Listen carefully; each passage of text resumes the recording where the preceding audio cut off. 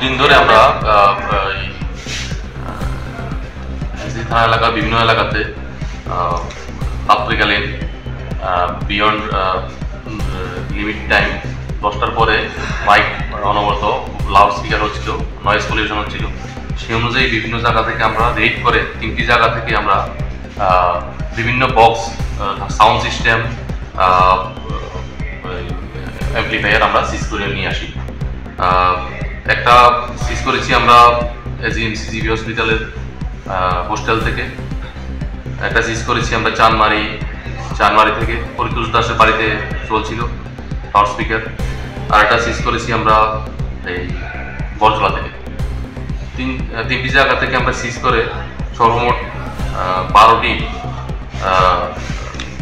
Speaker item আমরা সিজ করেছি, loud speaker item, অন্যান্য সামগ্রী সহ, যেগুলির বর্তমান বাজার মূল্য আনুমানিক 2 লক্ষ টাকা হবে।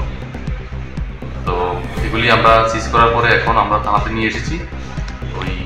ওই মালিকগুলির বিরুদ্ধে আমরা মাননীয় আদালতে আমরা কেস পাঠাবো। কি কারণে সিজ করছেন? এগুলি আমাদের সুপ্রিম কোর্টের গাইডলাইন অনুযায়ী বিয়ন্ড লিমিট টাইম রাত্রিকালীন 10টার পরে পারমিশন বাইরে গিয়ে ওনারা অতিরিক্ত সাউন্ড দিয়ে ডিজে বক্স চালাচ্ছিল, সেই জন্যই আমরা সিজ করেছি।